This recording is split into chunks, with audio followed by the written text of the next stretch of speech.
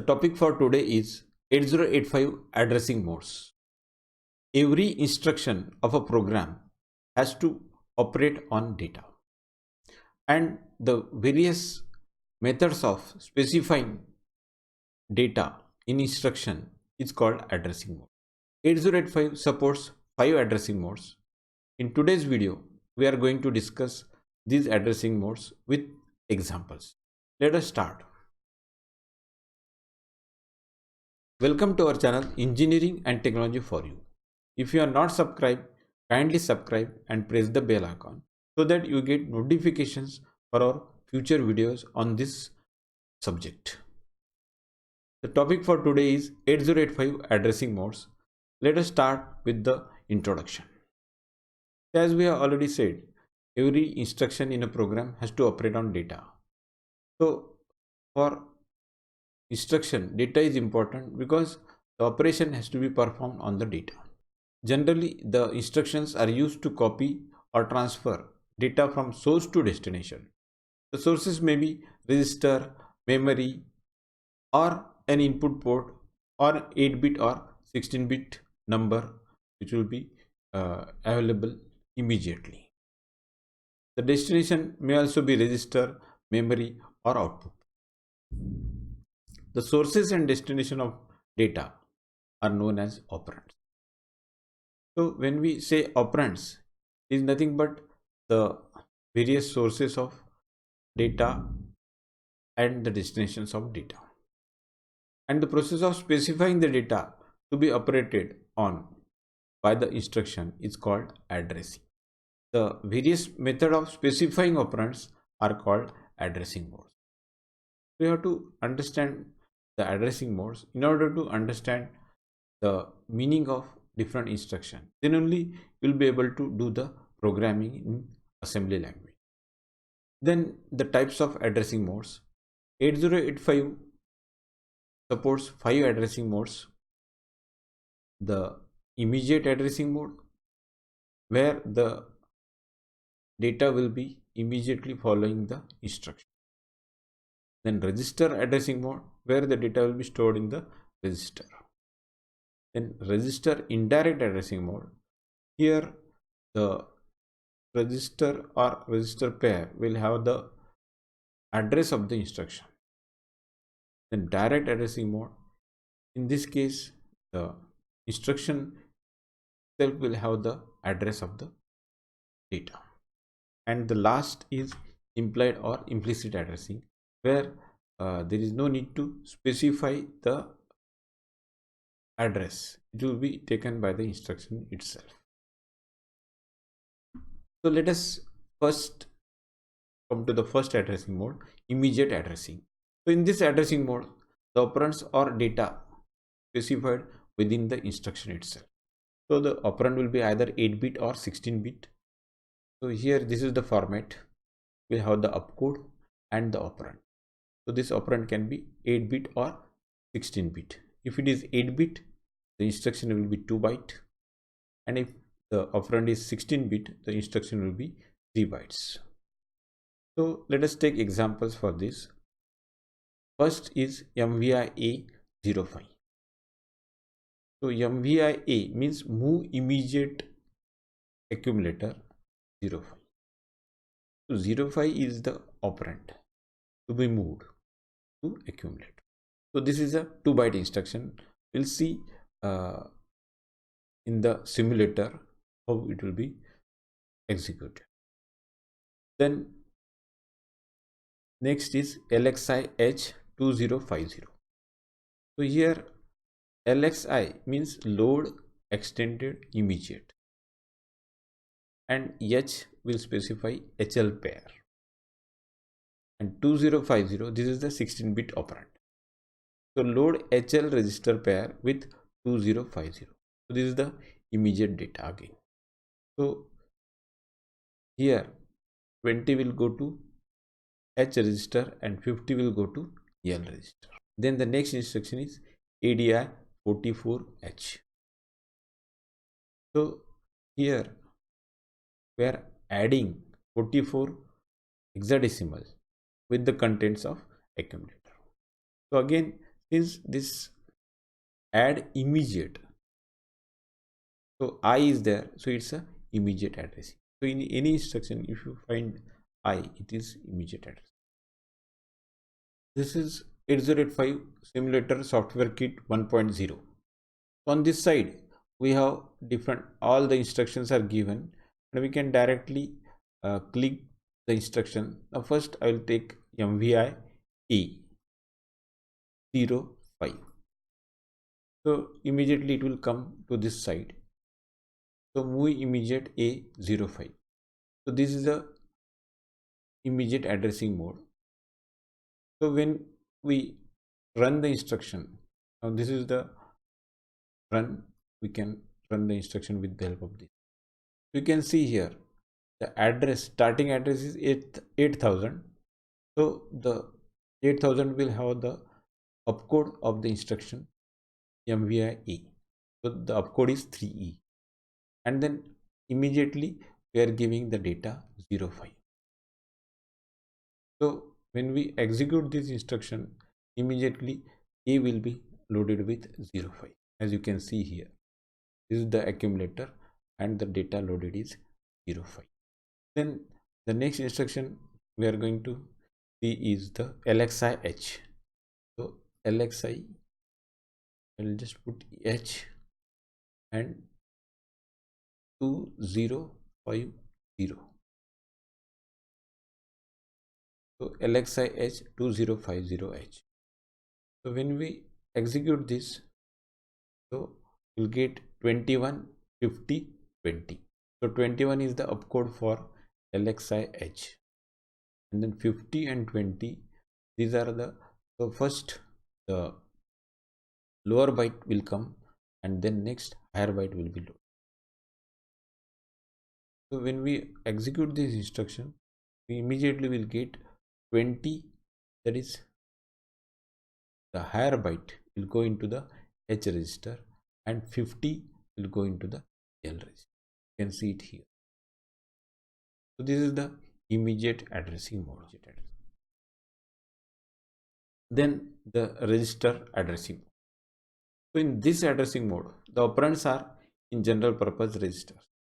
So 8085 has 6 general purpose registers which work in pairs. So we have BC, CE, HL. So they can work as 8-bit or 16-bit register pair. The instruction specifies the register or register pair in which the data is located. So to take the format of the instructions, it will have the opcode, and here we'll specify the register or register pair, and that will be the operand.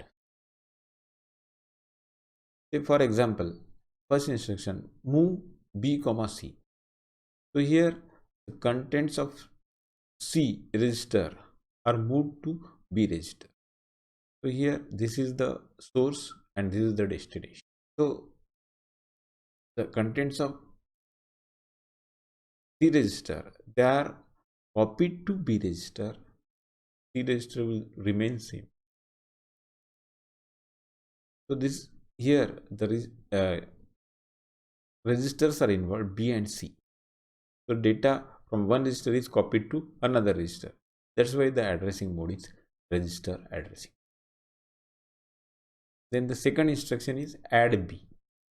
So here we are not specifying other register, only we are specifying add B. So the contents of B register is added with the contents of accumulator, because all the arithmetic instructions will have one of the operand as accumulator. So this is again addressing register addressing mode, because register accumulator and B register, these are the two registers which are in. Now I will demonstrate register addressing mode. So here we have already given one instruction MVI C22. That means we have loaded 22 into the C register. Now we'll take the register addressing mode. So we'll make use of the move B comma C. So I will take this instruction move then B comma C. So move B comma C. So here the contents of C, they are moved or copied to B register. Now you can see B is 00, C is 22. When you execute this program, so B will also be 22 and C is also 22. So this is copied to B register. You can see the opcode for this is 41.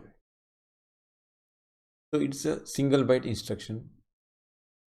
So immediately it will copy contents of C to register. Then let us go to the next addressing mode, that is register indirect addressing mode. So in this mode, addressing the address of the operand is specified by the register pair. So I already told you there are three register pair, HL, BC and DE. So they will be these are all 8-bit registers. So when we combine them, it will become a 16-bit register pair. And the instruction specifies a register pair which contains the memory address where data is located. So we'll have the opcode and here register address, which will be register pair. The memory address to the operand will be specified in the register. That's why we are shown it here, registers and the memory address to the operand, and the operand will be residing in the memory. So let us take example here, move a comma m. Now this instruction moves the contents of memory location whose address is given in HL pair. Now the instruction is not giving any information about, only this m is there, so that means the address is in HL. So that is the source, and the contents of that will be moved to accumulator. So this is the source, this is the destination. And since we are giving the address indirectly in the register pair HL, we call it as register indirect addressing. Similarly here, store accumulator to address in register pair BC. So this is, we are storing accumulator to memory location whose address is in register pair B. So again, this is indirect addressing. We are specifying the address in register pair B. And the accumulator, it is a 8-bit number. It will have 8-bit number. It will be stored in that memory location. So that will be going to this memory location. So in this way it will work. It will be more clear when we go to the simulator for simulation. Now let us understand register indirect addressing. So here we have already loaded HL with 2100 and BC with 2200. LXI H 2100, LXI B 2200. You can see here BC is 2200, HL is 2100, and the contents of memory location 2100 is 25 and 2200 it is 00. So now, in order to understand register indirect addressing, we'll take the first instruction, move a comma m. So I'll take this move and a comma m. So that is coming to there. So when you execute this, what will happen? The contents of memory location whose address is given by the HL pair. So here it is 2100. So the contents of memory location is 25. So that will move into accumulator. Now you can see accumulator is 00 presently. So when we execute this, we'll get accumulator 25. So the contents of memory location whose address is 2100, which is in HL pair, you can see. So that is going into the accumulator. Then the next instruction is stx b. So we'll take stx and b. So the instruction has come stx b. Now the instruction will store accumulator into memory location addressed by BC register. So BC register is, the address is 2200. So here it will store now. Now presently it is giving 00. So when we execute it, we'll get 25. So the contents of accumulator, they are copied to this memory. So this is register indirect addressing. Then the next addressing mode is direct addressing mode. So in this mode, the address of the operand is given in the instruction itself. So direct addressing mode, it will move byte or word between memory location and IO port or and register. So here it will have the opcode and the memory address. Now this address can be, say, 8-bit address if it is a IO port, or if it is a memory location, the address will be 16-bit in case of 8085. So that address is of memory location, so the operand will be here in the memory location. The first example you take LDA 2100. So here the contents of memory location 2100, they are loaded into accumulator. So LDA load accumulator with the contents. Now here we are specifying the address. So address means now it is 16-bit. It cannot be loaded into accumulator. So we have to take the contents of memory location 2100. So this is the memory. So here the address is 2100. So that is the whatever is the content of that location.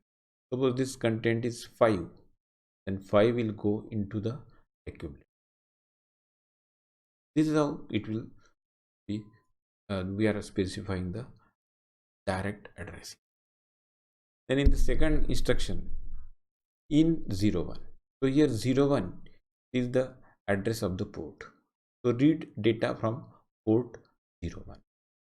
So again we are specifying the address directly. So this is the direct addressing mode.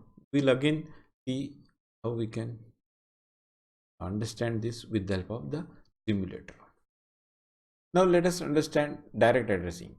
So for that we are going to use the instruction LDA then 2100, enter. So this is the instruction we have given, LDA 2100. So when you, now here you see the contents of accumulator are 00 and the contents of memory location 2100, they are 33. So when we execute the instruction, the contents of location 2100, that is 33, that will be going into the accumulator. So let us execute this. So you can see here the accumulator is now 33. So the contents is location 2100, they are going into the. So here we are specifying the address directly in the instruction. So the opcode for this is 3A and then 0021. It's a 3-byte instruction. That is the direct addressing. Then the last addressing mode is implied or implicit addressing. So in this instruction itself specifies the data to be operated upon.